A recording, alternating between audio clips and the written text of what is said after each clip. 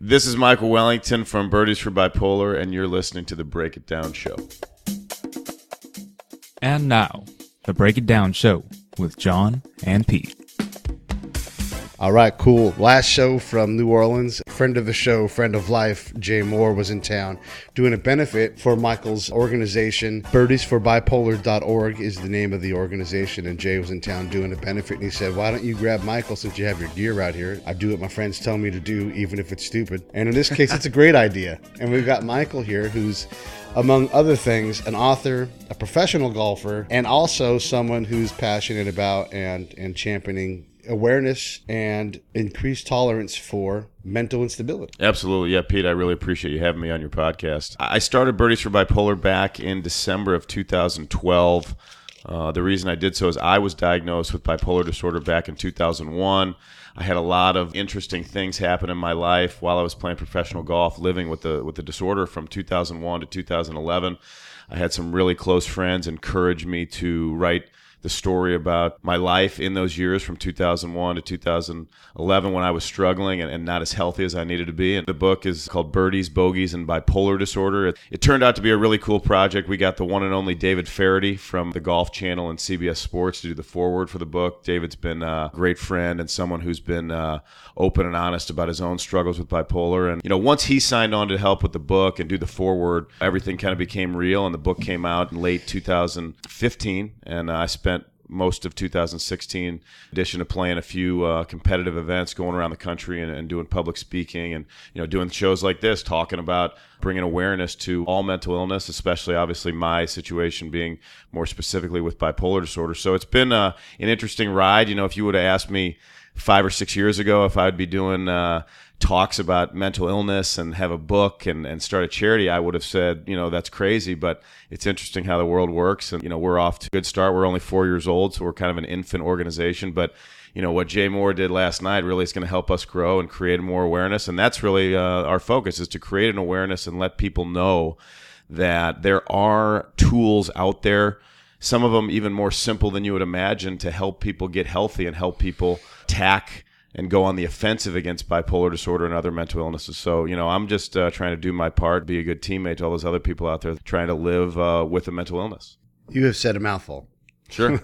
We could sit and break down that whole bit right there for the whole show. Let us back up, though, a little bit. You said you're a professional golfer. Yeah. I turned pro in 2003 when I was a kid. I was the biggest Freddie Couples fan you could ever imagine. I mean, when I was growing up, Freddie Couples won the Masters in 1992, and I was about 13 or 14 years old at that point. I just thought he was the coolest guy alive. And then I started really researching into golf and became a big fan of Jack Nicklaus and Seve Ballesteros and Raymond Floyd and Payne Stewart. I'm from Missouri, and Payne Stewart was a great Missouri person, and I always wanted to play professional golf, so I turned pro in 2003. I've been to the PGA Tour Q School 5 times, and I love to play. I'm getting ready to go to Florida after this podcast. I'm heading to Florida next week, and I'll do qualifying for the Honda Classic on the PGA Tour and qualifying for the tournament in Tampa as well. So, yeah, golf is a big part of my life. My dad was a golfer his whole life, and he taught me the game at an early age, so I got an early start. I played other sports too. I played soccer, basketball, and baseball. Being from St. Louis, baseball is always a big thing. Right, yeah. So golf turned out to be the thing that I became most passionate about. I'm still trying to climb the ladder up to the PGA Tour, and it's been an interesting ride. But the game teaches you so much about life and perseverance. And if I didn't have the game, I certainly know my health wouldn't be as good as it is now. Yeah, I actually used to work for a golf magazine. Is that right? Back in Vegas. Yeah, so I got to play all the free, awesome, incredible golf I wanted. And I had no business being on most of the courses that I was on because I had no passion for the game. Okay. And actually, ultimately, when I quit playing golf, I didn't so much quit. I just said, I'm done. Great golf in Vegas, though, man. A lot of great golf courses. I was actually on a course in Vegas. My friends were in town, so I got them some awesome free golf, and we were out golfing. And it was literally on the 7th hole, like right in the middle of the hole. And I'm like, I don't know why I'm doing this. Like, it wasn't that I was frustrated by being terrible. Like, I was just deriving no pleasure from it. The game, I was having this discussion last night with a few people after the benefit. We ended up talking about the game, and the game is such an interesting game because you can have it going really good and feel like you got it figured out, and then once you start feeling like that, it goes away. And it's just so humbling. And I'm glad I have it, because if I didn't have it, I don't know if I'd be as humble as I needed to be with my own health, to be honest. Yeah. Of the big professional sports, baseball and golf, I think are the hardest because there's such a mental aspect to it. And it goes away. Like right now, the ball is doing exactly what I want it to do. Mm-hmm. And then you don't know when that's why there's so much superstition in the game. No doubt. You can't change what you're doing and then you have to change everything. And then you got the guys like, I don't ever change anything. Right. Their routine is their routine. Right. And baseball and golf are the only ones I think of that rely so heavily on that superstition thing. Yeah. I mean, the parallels between a golfer and a pitcher in baseball are almost identical. Right. A good buddy of mine is Max Scherzer, who has won the Cy Young this year. And sure. Max, I always talk to Max about different mental approaches, and he's one of the most mentally tough people I've ever met in my life. And the similarities between a pitcher on the mound going one pitch at a time and a golfer on the golf course going one shot at a time, they're eerily identical. And so I've learned a lot from him just from making those comparisons between baseball and golf. Yeah, I'm always struck by the patience of a truly great hitter like Barry Bonds back when he was playing. Boy, and so Gary dangerous, Sheffield. wasn't it? Yeah. Well, the thing is, it's one thing to be patient. It's another thing to be patient and lethal at the same time. So if you throw the ball where it's a mistake to him, not your mistake. Inch. Yeah. Yeah. You could be your best pitch. He's like, thank you. He'll make you pay. Yeah, but he absolutely will lay off any garbage pitch. He just forced you to work in his zone, Yeah, when he was at his height, those last few years when he was hitting 70 and 73 home runs, you couldn't get it past him. And being a guy from St. Louis who watches baseball very intently and very closely, the respect that I gained for him, if you just make that millimeter mistake with him, he's going to hit it over the fence, and there's nothing you can do about it. And that's respect in my mind. Yeah, well, and that's the mental attitude that also goes back to golf, where you have to play. It's a match. It's not just one swing. It's I have to consistently put the ball where I want to put it. Mm-hmm. If you get behind, it's exceptionally difficult to catch up. You have to take bigger risks, and risks shrink your margin of error. And so I've always been struck by the parallels there. It's fun to talk about that. You live in Southern Florida? Yeah, so I spend, being from St. Louis, there's no golf season in the wintertime. So in the wintertime, I go down to like Jupiter, Palm Beach Gardens, West Palm Beach area. I've been going down there since more or less since 2002, but really have spent the last 3 winters in a row down there. And it's a golf hotbed. Also, my St. Louis Cardinals are down there for spring training, so it's always a good place to be in the winter months. But yeah, South Florida has been very good to me. A lot of great people down there. Great golf courses, and the weather is sensational. And the thing about South Florida that's so good for golfers, and why I think a lot of professional golfers live there, is because of the wind. It's very windy, so you've got to learn to control your ball in the wind. And then when you leave Florida, golf seems a little bit easier. So it's a good place to work on your game and work on ball flights and trajectories and things like that. I was fortunate enough to play the Trump course out in Palm Beach back when I worked for the magazine. Sure, and that was. Ridiculous. He's got a couple down there now. He's got 2 down in that area. Oh, okay, okay. Yeah, and they're both outstanding. Yeah, I played. I think the International. I think they played. Yeah, that one I think is in Jupiter, or that one might be in West Palm. Yeah, and he's got another one up in Jupiter, and they're sensational facilities. Both with the golf course and the clubhouse. He does a very good job on golf. I hope he can do as good a job with the country. Yeah, we'll see about that. Yeah. The golf was fantastic, and again, I had no business being on this course and having a caddy. I brought one of my friends with me. We were going on vacation. He said, "Should I bring clubs?" And I'm like, "You don't have to bring clubs, man. They're going to tell me what kind of hitter you are. What do you do?" And they had those specific clubs ready for him. Oh, yeah. lenders, Rentals, right? Free, well, for us, it was free because it was magazine style. Awesome. He hit a ball, and the caddy's, long time caddy's like, "Uh-oh, we might have one." And we're like, "Yes, hole in one." He's like, "If you get a hole in one, you got to buy the whole clubhouse golf clubs." And we're like, "No, no!" We're trying to wave it off the hole in one, and the ball just went by and saved his bank account because he would have done it. He's the that aspect of it, and then also the old tradition when you make a hole in one, you got to buy the whole place, the whole club drinks. So yeah, they that saved too. a big bar tab as well. Yeah. It was going to be expensive, so it was funny to go from yes, no, right. no. Yeah, you're rooting for it, then all of a sudden you got to hit the brakes. Yeah. It was a lot of fun. Okay, so on the bipolar thing, how does that emerge? I mean, how do you start to realize that happened? I didn't know what bipolar disorder was when I got out of college. I graduated college when I was 23 years old, and I moved to Florida to start playing golf. And my behavior became outlandish and erratic, but I couldn't see it from my own point of view. I couldn't see it from my own eyes, and I'm very lucky to have a lot of good friends, really all over the country, but people that were looking out for me. They contacted my parents. They said, "Hey, I talked to Michael. He didn't sound like he's doing so good." And so my parents, when I was 23 years old, they came down to Florida and they brought me to a doctor. And I went into this doctor, and he said, "Michael, I've listened to your parents' explanation of your behavior. I've talked to you a little bit." And he handed me a 8.5 by 11 piece of paper, and he said, "I think you have bipolar disorder." And so I looked at the paper, and it had all the traits of a bipolar person. And it was like, lack of sleep, going on strange spending sprees. And ironically, a couple days before that, I was living in my first apartment out of college, and I went to a sports memorabilia shop, and I bought like $1,800 worth of stuff that you would only put into a home that you were living in for the rest of your life. Like I bought like a Brett Favre signed jersey. I think I bought a Ricky Williams Saints jersey that was framed, and just was making all these odd purchases. And then, I looked at the piece of paper with all the traits from the doctor, and I said, I was an educated person, and I thought, man, I do have this. There's no doubt I have it. So I was never, I think a lot of people with bipolar, they struggle and they are in denial that they actually have it. I was lucky in the sense I never was in denial that I had the disorder, but the thing I struggled with at that point and then the first 5 years with the disorder was actually taking medication and using medication to my advantage. I was an All-American college golfer. I was the editor of my school newspaper, so I felt like I had all this success in college and as a young person, as an athlete, and I didn't have the best grades, but I did the newspaper thing for the college newspaper. But I just thought to myself, well, if I got this far without medication, what I don't need to take it now. I was worried it would mess up my golf. I was worried it would mess up my short game. I was concerned it would change my touch around the greens or possibly mess my putting up. And I didn't want to change anything from the success that I had in college to turning pro right away out of college by taking medication. And so for the first 5 years of being diagnosed with the disorder, I really struggled with consistency. I would go for a month where I would take the medicine and everything would be okay. And then I would feel better. And the trap that bipolar people fall into is they feel better and then they quit taking their medicine. It's so backwards.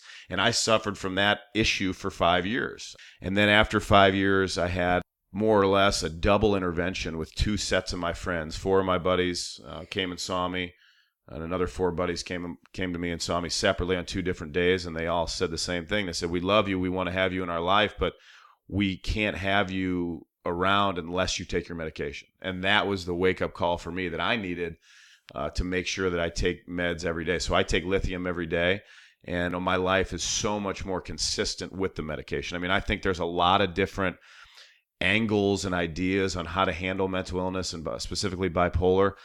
Trust me, I can tell you from experimentation and testing that life works better with medication than it does without. Now, I'm not going to sit here and tell you that you need to take 9 different pills. I've been lucky to find, at different times 1 or 2 medications that work the best. And I'm definitely pro medication when it comes to treating bipolar disorder. No doubt about it.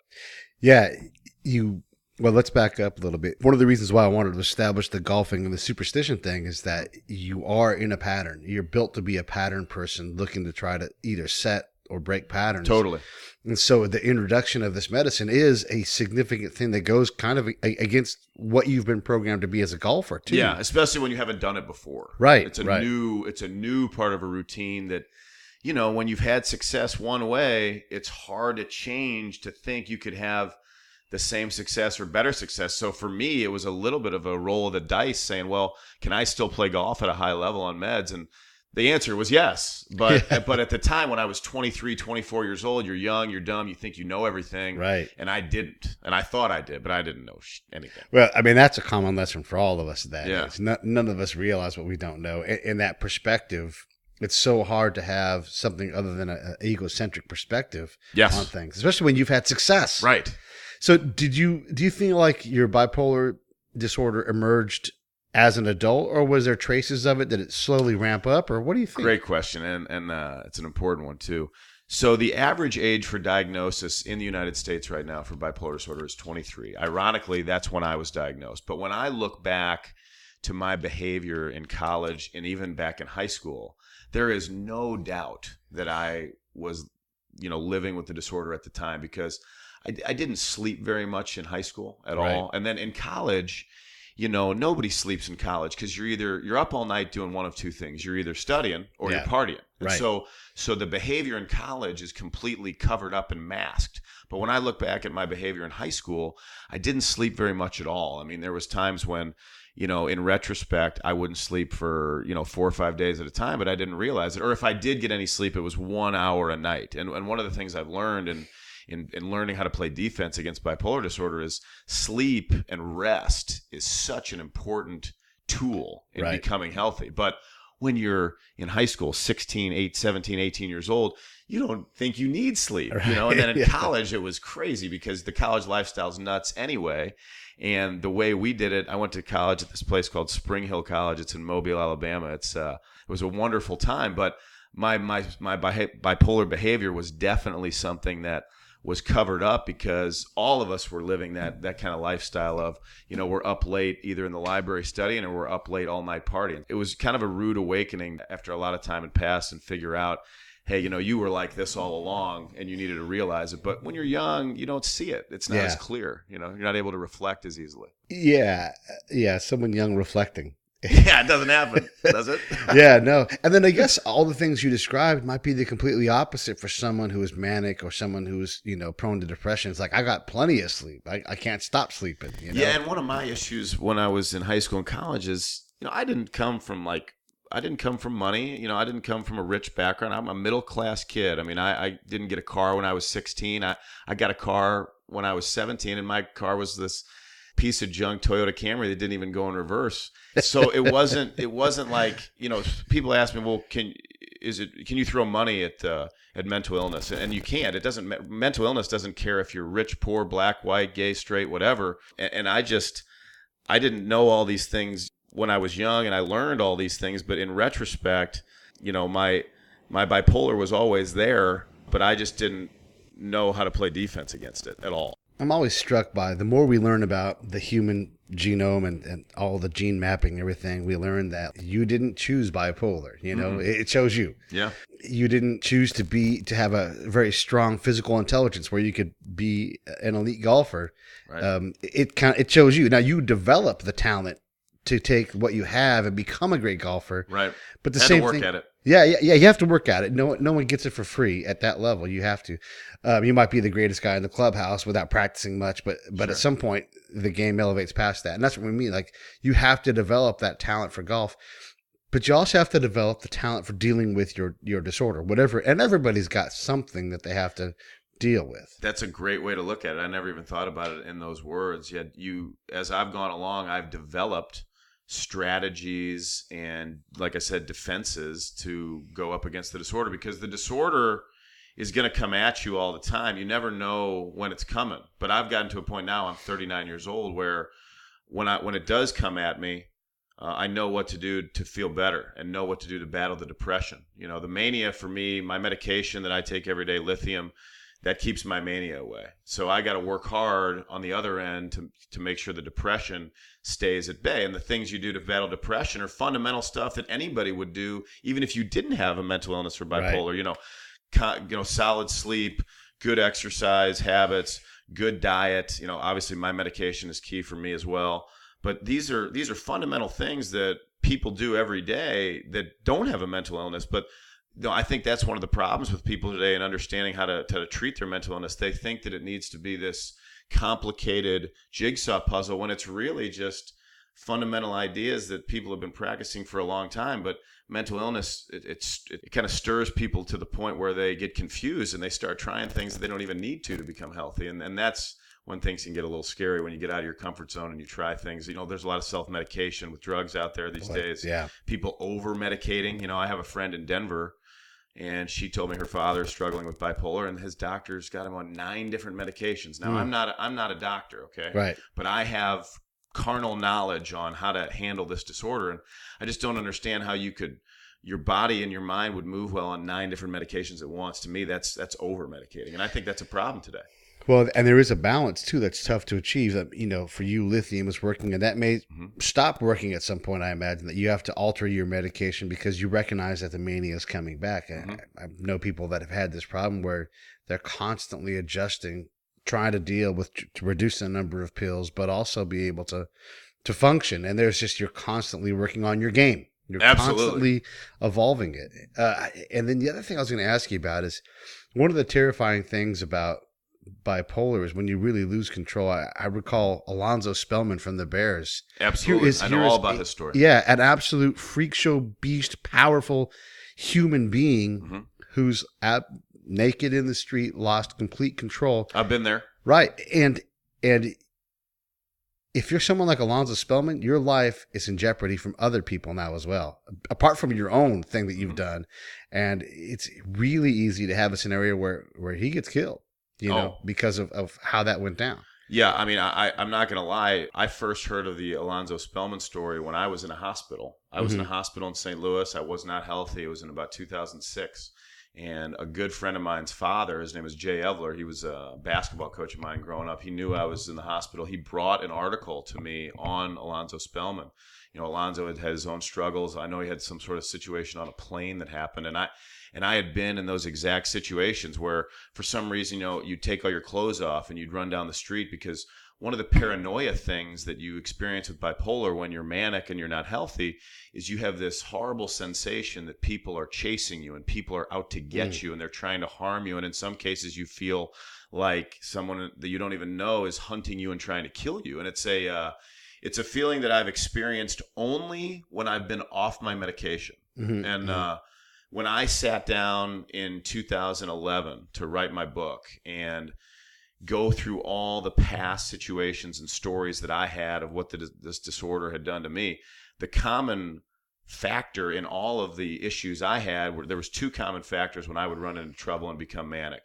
Number one, I'd be off my medication. I would not take my lithium, and I would also drink too much.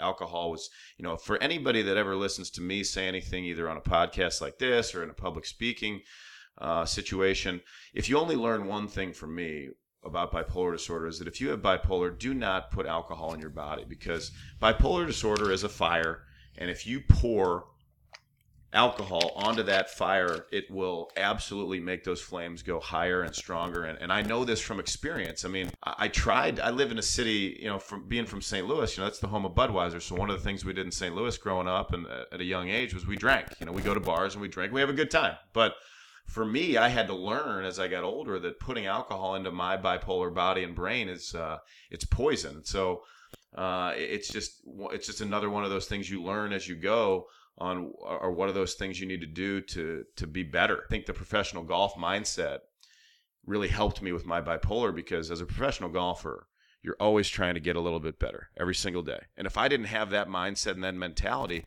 I don't think I would be where I am today with my health, because if I wasn't focused on getting better, I'd be getting worse. And if I was getting worse with my bipolar, I promise you, I know from my own experiences, I wouldn't be sitting here with you talking about it. Yeah. That fire, the last thing you want to do is pour bad judgment on top of the fire. Oh, and when you're not right like that, bad judgment just goes along with it. I mean, it just that's just inserted into the situation, and there's nothing you can really do about it until you either get back on the meds or stop drinking or both. Because when you delve off into those areas, when you're not taking your medication and you get kicked right into that mania, or you drink on top of it. And even sometimes in the past when I was on my medication and I would drink, I haven't had a drink in 5 years, but the alcohol would negate the effects of my medication. So I'd wind up in jail cells. I'd wind up on the floor at somebody's house. I'd wind up on the side of the road, where cops are picking me up because I'm walking down the street with little or no clothes on. And it's just a bizarre thing, because when you are medicated and you're in your right mind, you live a relatively normal life. But when you get into the mania and you spin off into the mania, things that you would never normally do become normal. And it's a bizarre thing, and it's a very dangerous thing. I mean, and just like Alonzo Spellman, I've had half a dozen occasions where I was within an inch of my life, whether it was, getting hit by a car on the side of the road because I was out of my mind, walking in the wrong place, or just, putting myself in situations that you would never put yourself in if you were in your right mind. But that's why you have to be so sharp in your approach and your defense against the disorder. I mean, I have a very acute version of bipolar. So if I get off a little bit, it can spiral quickly. So that's why I try to keep an eye on it as closely as I can every day now. So constant maintenance. Absolutely. Every single day. Right. Every single day. The other thing about the constant maintenance, like you said, you get in that trap of, I feel great. I'm sick of taking these pills. Yeah. I'm better. Yeah. You know, or you do the thing where you don't even accept that you have it and you just self-medicate and Sure. you're in pain clinics and you're busting up Oxycontin pills and Sure. snorting them and everything. Yeah. And or taking Adderall. Or taking Adderall. whatever Or it yeah, might be. taking the wrong thing. Yeah, exactly. Yeah. Yeah, it's interesting, that the pattern you're talking about is when things are going well for a bipolar person, they're on their meds, things are smooth. It's almost like a pitcher with a no-hitter. Mm-hmm. Like if a pitcher has a no-hitter going, you don't change anything. You let Right. him sit in the same place in the dugout. Yeah. You don't talk to him. You just let him do his thing. Well, I had to learn that on my own with bipolar. When things are going well, let them go well. Yeah. Don't change it Don't change it. don't change it if it's going well. If it isn't broke, don't fix it. And that was something I struggled with for a long time. I would get back on my meds in my 20s. And when I was in that age range, and I would get on the meds and I'd be doing really, really well. And then I'd be like, oh, you know what? I'm doing so well. I don't need it anymore. Right. The bipolar is such a disorder of the ego. Yeah. One of the reasons I've been able to get healthy is and golf humbles you as well. But you got to check the ego at the door because bipolar people that aren't healthy are real good at pointing the finger at other people and blaming other people for their issues instead of taking that thumb and pointing it at themselves. Mm-hmm. Hey, this is John Leon Guerrero. Hey, and this is Pete Turner. And if you like the show, Do us a favor. share it. That's the biggest thing, honestly. All your social media outlets, all your friends, let them know the ones that you like. Yeah. I mean, we make this show for you guys. If you think it's great, say so. Say so by sharing it. Say so by putting a comment in after the show. Also, if you go to iTunes or Stitcher or wherever you listen to podcasts, give us a rating, give us a review. If you think the show is great, please give us 5 stars and say so.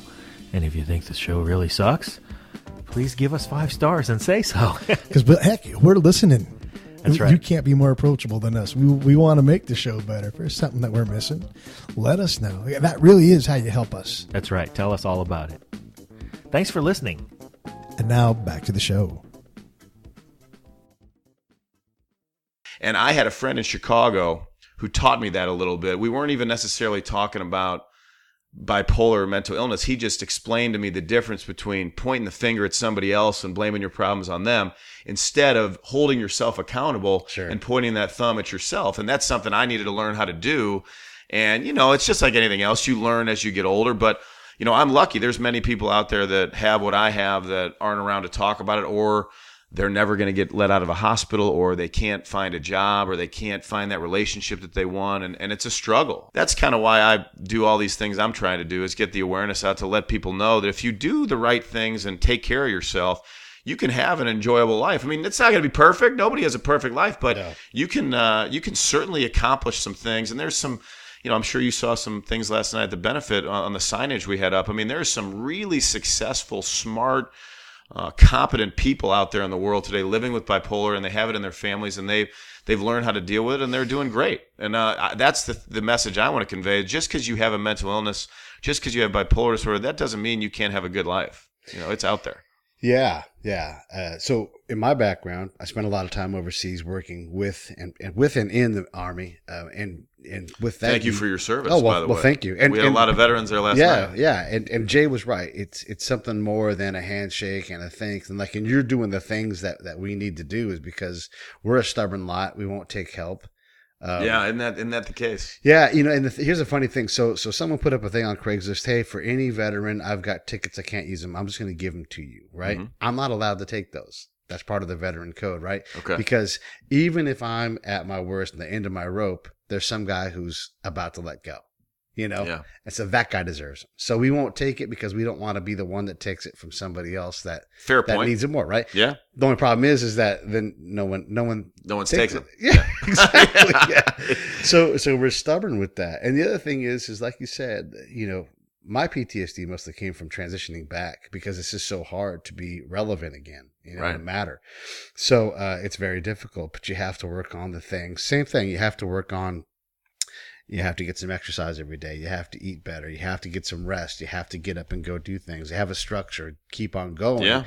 And just make tiny and incremental improvement might be just doing the same thing you did yesterday. That might be good enough. Absolutely. And the benefit is that you did it again the next day, and then you slowly just try to build a base again and work up from there.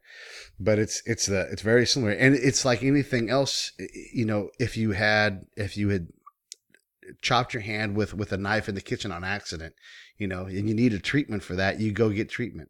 And you care for that wound, Why wouldn't you do that for your brain? Right, exactly. That's a great point.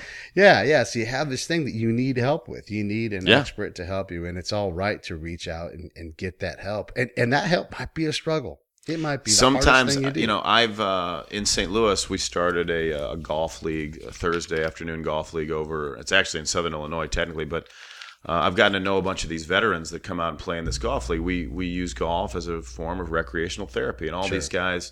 Some of them are amputees. All of them have PTSD. Some of them have bipolar. Some of them have anxiety.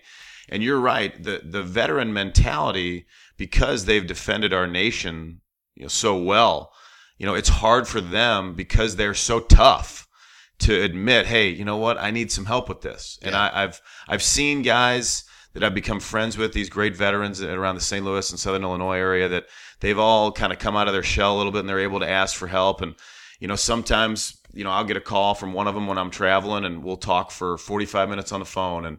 And I think just little things like that can help these veterans deal with that PTSD. I mean, that PTSD is very, very serious. And you make a great point when you talk about when those guys go over and you guys do what you do, and you're in the thick of battle and you're defending our nation in the gravest of fights, that has to be an adrenaline like I can't even imagine. So when you do come back to civilization, you come back to the United States, and that intensity that you guys really probably enjoy helping our country abroad, that intensity isn't here because the freedom is here. So, you don't have that same intensity. You don't need to have it because the fight is obviously on the in these other lands. And I can understand how, when a lot of these guys come back, they can't find that same buzz, and that makes sense to me because the buzz it must be like to be over there fighting and defending us and being noble and brave. I mean, that's nothing you can recreate anywhere, I would imagine. I can't speak intelligently totally on it because I'm not a veteran, but I have such a great respect for you and all these veterans that do what you guys do, because like I said last night at the benefit, we couldn't have events like that without the freedom that these veterans create for us. Yeah. And,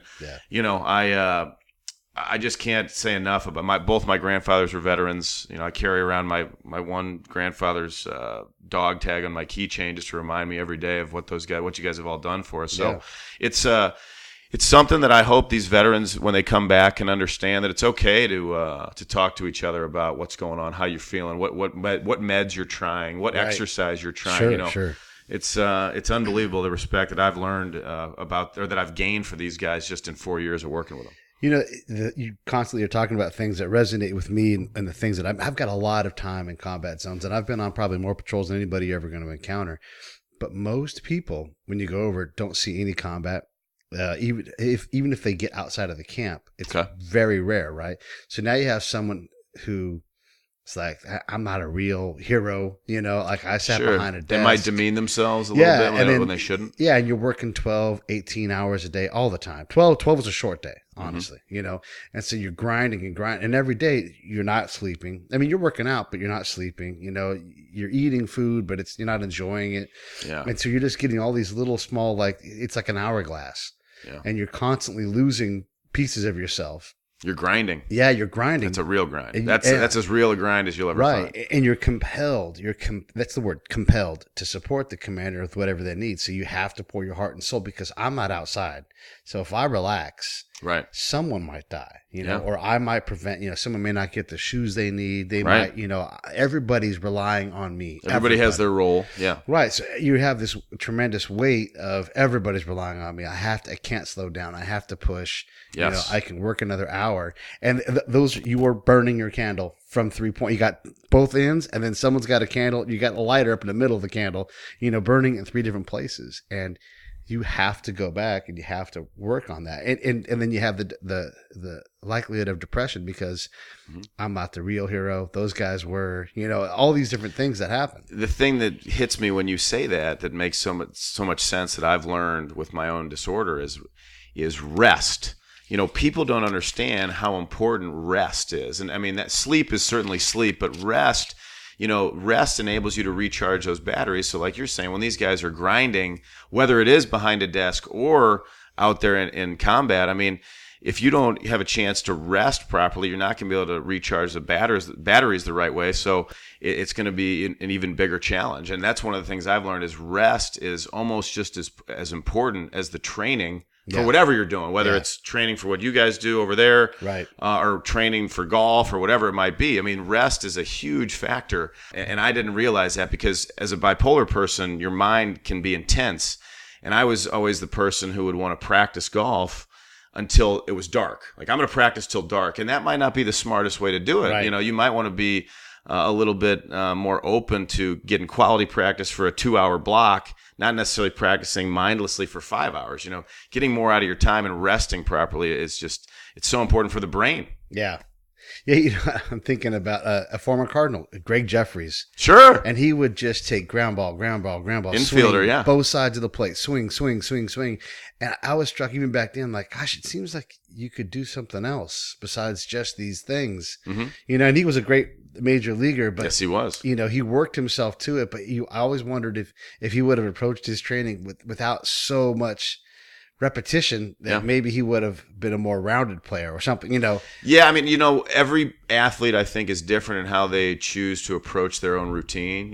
If Jeffries was a guy that liked to hit, take a lot of BP, and that was his thing, or maybe take a lot of extra ground balls, or I think when you mention a guy that works like that, I think of Vijay Singh on the PGA Tour. I mean, nobody ever hit more golf balls than that guy. But then you look at a guy like my guy, Freddie Couples, he's not really a practicer. I mean, he's going to practice a lot when he's playing events, but like when he's home, I don't think he's grinding like Vijay is or like Greg Jeffries was. So I think, and that's one of the things about knowing yourself, what works best for you. Are you a person that needs to grind like that until dark every day? Or are you a person that can have constructive practice in a certain amount of time without having to, bang your head against the wall? And that's the thing about what you need to find out about yourself, what works best for you. If let's pretend we both had bipolar. I mean, are we taking our clothes off? The medication that works for me might not work for you. Right. And the medication that works for you might not work for me because everybody's a little bit different with their body chemistry and things like that. So in order to become healthy and deal with these things, you got to be willing to experiment a little bit. Yeah, I was thinking about somebody else that has a mental disorder and plays Major League Baseball, Zach Greinke. Oh, yeah. He's got the anxiety disorder, right? Yeah, exactly. And how differently he and Clayton Kershaw approach the game. Right. Zach Greinke's like, I'm going to roll around on that rolly thing today. He gets his work in, right? But he's much more whimsical, whereas Clayton's very regimented. This is how I do it. All the work will get done. You've got to know yourself well enough to know what works, what doesn't work. Absolutely. When it is time for a change, when it's time for the pattern to maintain too. Yeah, and I think those guys have had such great success. So what they did is they find out what is the best thing that works for them because they've had success. So if they have a stretch of games where they have so many wins and so many starts, and they know what they were eating at that time and what exercise regimen they were doing at that time, I'm sure they go back and they use that. I mean, I mean, Scherzer's like that too. I mean, Scherzer, I know he uses music a lot in his preparation, and I mean, the guy just won the damn Cy Young with a broken finger. So I mean, it's a lot of it is mind over matter. I know that's easy to say, But it really is true, and experience will help you figure out what works best for you, whatever your regimen is, and whether I don't care if you work at in corporate America, if you work in entertainment, whatever. I mean, you just got to find the right recipe for yourself. I'm thinking about, I love baseball. It's one of my very favorite things. And Dodger fan, I assume? Yes, A's fan, but I still love the Giants too. I love baseball. And I love less about the playing, more about the management and the running of the game. Because it's so complex. Yes, it is. One of the things that we're getting, I don't know, you do know much about StatCast and how it tracks all the movement on the field? I'm not familiar with StatCast. So it tracks everything. How fast someone ran from first to second, how fast the ball went, the route you took, the spin on the ball, all these things. Cool. Exit velocity off the bat, exit velocity from the hand of the pitcher. Love it. No, I didn't know about this, no. And so what they're, like, in the 2000s, we learned a lot about luck and started to wash luck out of the game and, figured out, like, we talk about regression to a mean much more commonly now in baseball. What we're learning now is about injury, so if Scherzer's out there and the fastball doesn't have the same amount of spin and his release point has changed because all these things have been tracked, you now can say, hey, maybe there's something wrong with it. why don't you sit down and like, because, the player is not supposed to want to come off the field. Oh, yeah. I know he right? didn't. Yeah, exactly. Well, there's a perfect example. He was hurt and he didn't. Yeah. And as long as you maintain your peripherals, okay. Mm-hmm. But when we're going to come in and intervene and say, it's time for you to rest. Yes. There it is. Rest again. Exactly. Right. Yeah. Because you can't out tough this. You're hurt. You're injured, not hurt. Right. So let's get you out of the game. And I wonder if we'll reach a point with mental disorder where someone else can come in and say, no, really, here's the measure. Because it's such a hard thing. It's self-discovery. Someone who's been successful like yourself at everything you've done up to that point. I mean, apart from partying and being crazy, but again, that's explainable because of your age. Being able to say, oh, wow, yeah, I am flawed. I do have this huge thing that is... Oh, that's got to be overwhelming when that diagnosis comes. I mean, there's got to be humbling moment after humbling moment after humbling moment, Yeah, I was a little oblivious to it. When I got diagnosed with it, like I said, I knew that I had it. Like, it was clear that I was exhibiting all the traits, but I was so uneducated about it. I really didn't know how serious it was. I just thought, oh, this is something that I have. I'll be able to deal with it on my own, and I'll handle it on my own, which was the worst approach in the history of all approaches. Yeah. And I was 23, as I mentioned, when I was diagnosed, and I had to learn a good 10 to 12 years of hard knocks and just wild and crazy things happening, of experiences on my own to figure out, to get how to get in the right place. And I hope that there's people out there that can figure it out faster than 10 or 12 years, but it can be complex. I mean, it's not your everyday run-of-the-mill illness. It's there's so many pieces to it. I mean, we were talking last night at the benefit with a few people about, I mentioned how managing your health when you have a mental illness is a lot like making a gumbo. Since we're down here in New Orleans, we're talking about, I've had a lot of gumbo in the last month since I've been here, and trying to get that recipe right, trying to get all those little things in there that work best for you. And if you can find that recipe, and the recipe has to be a personal recipe. What, like I said a minute ago, what works for someone might not work for another person. So you need to be willing to experiment to find that recipe. But once you do find the recipe and you stick to it, you don't go away from it. You find something that works, you stick to it. Then that's when you can have some success with your health, and that's when you can make strides to do good and important things. But until you find that recipe, it's very elusive. Yeah, and the thing I've learned from being down here and talking to folks about gumbo and everything else, they'll all say it starts with the roux. Yes. You have to have your roux. So, and the roux is the most basic things. It's that rest. It's, those things that allow you to, now I can mess around with the recipe. I've got a baseline. I've got something to build off of. I'm taking my medicine. I'm getting exercise. I'm eating right. Mm-hmm. Now I can figure out how to open up and make my life what I want it to be. Yeah, and I think, what are the rules on this show about cussing? Can you swear? I think you should drop some F-bombs. Can you do that here? Fuck you want to say? Yeah. I mean, I think that one of the I'm not gonna lie, and I was thinking about this yesterday when I was preparing for the event. One of the reasons I think that I've been able to handle bipolar better is because I have an ability to say fuck you to the disorder. Now, that doesn't mean, just because you say fuck you doesn't mean it's going to go away. One of the things that I had to learn was I have this disorder. It's shitty. It causes fucked up things, but you have to learn to respect it. Once you respect it and figure out a way to play that defense, then you can go on and be better. Yeah. Because everybody can say fuck you to bipolar, fuck you to mental illness, PTSD, whatever it is, but saying fuck you is more about coming up with an approach and a strategy to really play that defense. Because if you don't have an approach or a strategy, the disorder is going to get you eventually. Right. It's going to keep coming at you. Yeah. But you need to be able to say, be tough mind. You got to be tough minded. And I think one of the reasons that I've been able to kind of turn the page on my disorder is because I like to compete. Every single day, like I love to compete on the golf course. That's just always, I love to compete when I was a kid in high school playing basketball, soccer, whatever. But if you don't have the competition mentality against these disorders, then the disorder is probably going to get a leg up on you. But if you tell yourself every single day, you know what? I got a match every day. Yeah. Now I'm going to have hopefully a match on the golf course. That's a bonus for me now. But I have a match every single day with bipolar. So one of the things I do to start my match every single day against bipolar is when I get in my car, in my console, I have my pills. And every morning, every day, wherever I am, whatever city I'm in, I open my pills and I start my day with the pills. And that's my first step every single day to my strategy that I use. If you're not willing to compete, the disorder it'll come after you. So be prepared. So be ready to compete a little bit. This is just a normal life lesson because, yeah, you have a disorder chasing you, but life will also come back. No question. And life will say, listen, I need you to learn this lesson, whatever that lesson is. And if you refuse to learn it, it's okay. School's open every day. And life will continue to bring that motherfucker right back to you. And you're like, bam, here's your incompetence. Here's your incompetence. You're like, oh, stop showing. All right, God damn it. I'm going to, There was a great piece that I saw that Sylvester Stallone did recently. I think it was his most recent Rocky movie. And he did this little 90-second speech on what life can do to you. It'll knock you down. It'll knock you over the head. Right. And it was very touching for me to see that because he was right. Whether you have a disorder or not. Right. The disorder, whether it's PTSD, bipolar, anxiety, these things are going to come at you, but then life on top of it. So if you're not willing to compete every single day, then you're going to struggle. Yeah. It's that simple. Yeah, and let's say you don't have a disorder. It's a great point you guys brought up last night, and it goes right to Sly Stallone. Maybe your boy has addiction.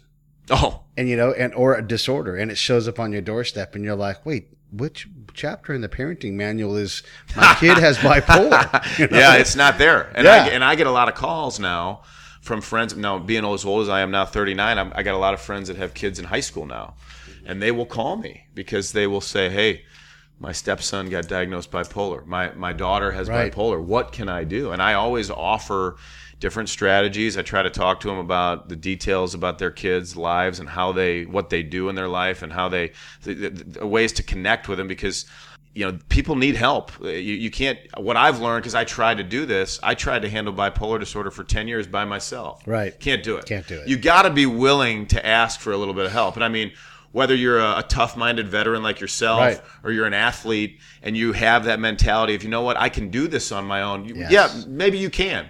But why not help yourself and get a little help from other people, whether it's, and that could be just a phone call.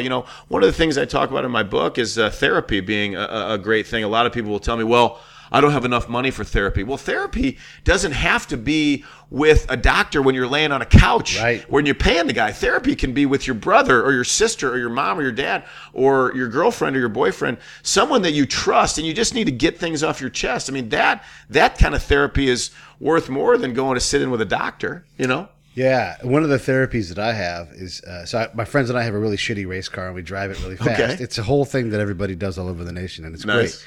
But when you're in that race car, I think you'll recognize this. When you're in the race car, that window fills up everything you've got room for in your brain.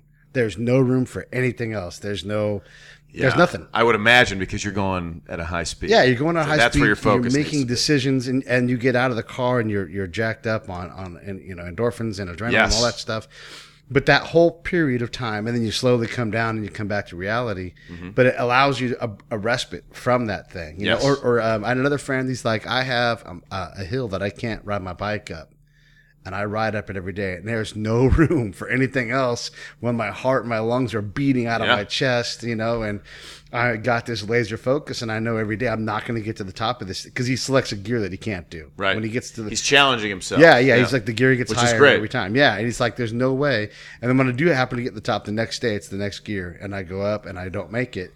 But there's no room for anything else but that moment, and that's the present. his therapy. Yeah. The present moment is, as a golfer, that's what I'm always looking for. If you can get in the present, that's when you're going to have your best performance. Because in the present, if you're present, you're not really thinking. You know, if you remember, you're a baseball fan, so if you remember back in 2011, the Cardinals won the World Series, and everybody remembers David Freese's home run in Game 6 to send it to Game 7. But earlier in that game, Lance Berkman was at the plate, and he was up there with 2 strikes and 2 outs and 2 on, and you know, he was 1 strike away from it being all over, and he ended up knocking a single up the middle. And somebody asked him afterwards, Lance, you know, what happened? What were you thinking about when you were there with 2 strikes and 2 outs and 2 on in the 9th?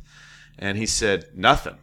Yeah. He said, you know, I was just thinking about nothing. And that's why he was able to have success. He was when you're in the present moment, and Jay Moore talked about this last night when we were talking. When you're in the present moment, you don't think, and that's when great things happen. Not a contrary to that, but the Kirk Gibson story, and I don't know if you know, but you what know, a great story. Yeah, and that whole, every year, at least once, I listen to that half inning of baseball because it's Vin at his best, it's Kirk Gibson at his best, it's Dennis Eckersley at his best. Well, and Jack Buck was on one of the calls. Sure. I know Vin was on one, obviously the Dodger call, but Jack Buck was on the national call. He said, I don't believe what I just saw. What a great call. I mean, Jack Buck was...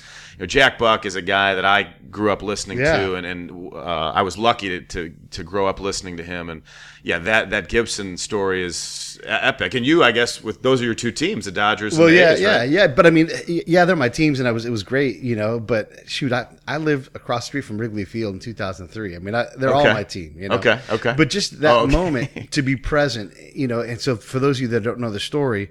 You know, Gibson's there. He can literally barely walk. Can't walk, really. Yeah, barely plays baseball for the next 18 months. Yeah. So this is literally the last thing he's going to do baseball-wise at any level for a long time. You know, that's how hurt he is. And he comes up, and the count gets at 3-2, and, you know, he's the guy over the putt. Yeah. And he's like, wait a second.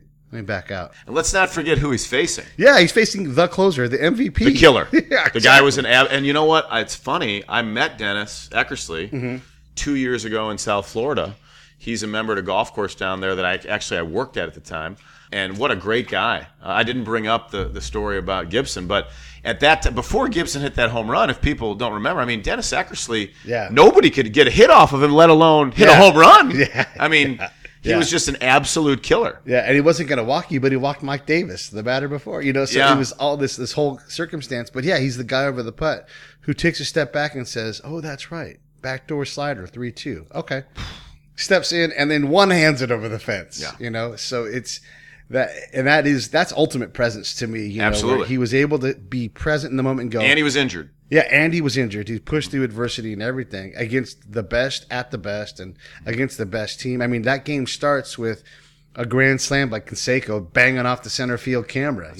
That's right. He led off. Didn't he lead off? It was the first inning. It was the first inning. Yeah, they got all the four. He came up as the 4th batter. Bases were loaded. It's like, this is going to be a shit show. Yeah. You know, this is going to be a murder job. Those A's could bash. Yeah, they could. Carney Lansford, McGuire, Canseco, and the Steinbach. Dodgers are the exact opposite. They had Oral Hershiser and a bunch of guys. They were a National League team. That was the epitome of old school American League and old school National League. It's a little bit changed a little bit now these days, but yeah, that Dennis Eckersley versus Kirk Gibson is a legendary battle. That Kirk Gibson, you know, he deserved the glory for that one. One of the stats they showed about him too was like of his last World Series at bats, like his last 5 World Series. This is before this at bat. Like his last 5 World Series at bats had all been extra base hits. Kind of clutch, huh? He's ready to go. Yeah, he's like, the moment's not too big for him. Yeah. He's also the guy in spring training who's like, quit fucking around and smash the toilet to pieces. Oh, yeah. I think he was a football player, too. Yeah, Michigan. So he had a great, mentality. He had that fuck you mentality. Yeah, in a way that worked for him. Though. Absolutely. Because, again, the next guy's going to do it differently. Yeah. Okay, so let's what's the book called? The name of the book is Birdies, Bogeys, and Bipolar Disorder. Okay, cool. And the organization is... The organization is Birdies and then the number 4 Bipolar, birdiesforbipolar.org. And then people can find you at your website. Yeah, I mean, you can find information on me on birdiesforbipolar.org. Certainly, the book's available on Amazon, Birdies, Bogeys, and Bipolar Disorder. And yeah, I mean, you can get to hold of me on our website, on our Facebook page, Birdies for Bipolar. Yeah, there's all sorts of stuff out there right now, I guess, about it. Yeah, you're not hard to find. And also golf lessons. Sure. I mean, I don't teach as much as I used to. Right. Back, it's funny because when I wasn't as healthy, I taught more golf, and I do love helping people hit the ball better, or make a putt, or hit a chip shot better. I mean, it's always fun. I'll get a friend of mine whenever I'm in St. Louis. I'll get certain friends that'll call me and be like, "Hey, can you meet me at the range for 15 minutes?" Like, yeah, of course. And, you just tweak a couple things and change a couple mentality things, and all of a sudden somebody goes from not being able to hit it straight to flushing it or hitting a draw or whatever it might be. And I like that aspect of the game. I mean, golf is really cool in the sense that all golfers are trying to get better. At least all professional golfers are, and you want other people to hit it good and make putts and have a good time because the game is hard. So anytime you can improve your golf game and enjoy hitting shots and making putts, that's something that everybody can enjoy. Yeah, when I played, I probably had 20 different clubs in my bag. Sure. Because I got clubs all the time. Yeah. And some of my favorite clubs, I had a hybrid that I used for anything, anytime, anywhere. I'm like, this feels like the time for the hybrid. The hybrid, I call the hybrid the hybrido. The hybrid is a great golf club that's come out in the last 12 or 15 years. It's made golf a lot easier. You can hit the ball up higher in the air. So that was one of your money clubs. I love that thing. Yeah. And then the other thing I had a knack for, and I'm saying a knack from a guy that sucks. I understand. But I love that stupid 1-iron that I had. You had the 1-iron? Yeah, I could whack the hell out of that thing. The 1-iron is it's a great club. I actually still carry one. Do you really? I carry a 16-degree driving iron. Some people would call it a 1-iron. Today we call it a driving iron. Right. But the 1-iron was a special thing for me. I learned about the 1-iron when I was young because at the course I grew up at, we had a really tremendous amateur golfer named Jim Holtgreave. Mm-hmm. And Jim Holtgreave ended up being the Walker Cup captain, which is the amateur version of the Ryder Cup. Right, yeah. Well, Jimmy Holtgreave went to 5 Masters and, finished at the semifinals of the U.S. Amateur, and his money club, his butter club, was the 1-iron. And Arnold Palmer pulled him aside at the Masters one year after he saw him hit it. And he pulled him aside and he said, "Jimmy, if I hit a 1-iron like you, I'd never hit a driver ever." So I learned about the 1-iron early on. So I'm in full support of the 1-iron. Now, some people, it's a hard club to hit if you're not used to it, but it's a really useful club if you can find the right equipment, like as far as the loft and the lie and getting the right shaft in there for you, because you can keep it low and it goes like a wood. It goes just as far as a wood would. That's like, I don't know what I'm doing exactly here, but I need it to go pretty far. It's time for the 1-iron. Yeah. And I would just whack it. And I wouldn't try to do much. I would just try to just meet it and like let whatever happened after that. I just needed to hit it straight. And it would go out. And if you have a club in your bag, whether it's your 1-iron, your hybrido, or your driver, if you have a club that you have confidence with, use it. Don't leave it. If you know it's going to be good, use it. One more real quick golf story. So when we played in a tournament one time with Charlie Hoffman. Yeah. And he UNLV guy, the bejesus out of the ball. Yeah, talented guy. It sounds like a car accident. Talented guy. Yeah, he's got big old traps like Volkswagens on his shoulders, and you would hear it. You would hear the whip of the club, and then just the collision. You're like, wait, something different is happening behind me. Yeah, it's funny with golf. You can always tell a really good player by the acoustics, and what I mean by that is how does the ball sound coming off their club? I've been around lots of great players. And there's certain guys that the sound is just different coming off their club face. And Charlie, he won Valero last year at San Antonio, and certainly has had a lot of success out there. And when you're on the driving range, certain guys it just sounds different. That's when you know somebody can hit it. Yeah, it sounds different. Actually, I'm hoping to get Charlie on the show at one point. But you are our first professional golfer on the show. Nice. Because the magazine was out of Vegas, we got to hook up with Charlie every now and then. He's a fantastic guy. Plus, like, for a long time, he's like, fuck it, I'm going to have this long hair. And I always loved the long hair. It was like his signature. I hope he brings it back. Yeah. And there's a guy right there who's fantastically successful as a PGA golfer. Nobody knows who he is. He can absolutely go to the store and go buy groceries. Right. And isn't that a nice thing? Where certain guys can't go out in public. Golf's kind of cool like that. But yeah, Charlie Hoffman has had great success, and I'm not shocked that it sounded different coming off his club face. Does. It sounds, like I said, like a car accident. All right, man. Well, thank you very much for being on the show. We appreciate it. Anytime you're in California, like I said, the Bay or down by LA, let us know. We want to have you come on and help promote the cause and everything else. And any man that can wear cords like I love and gray chukkas like I have here right now about to put on is all right by me. I appreciate it, man. Thank you so much for having me, and thank you so much for making an effort to get the word out about mental health and mental illness in today's climate, because I tell people there's two issues in our country. I think they're really, really big. They're the biggest, and I think terrorism is number one. Sure. And I think number two is mental illness. And if we can teach people proper mental health, we're going to be doing something good, and that's the goal.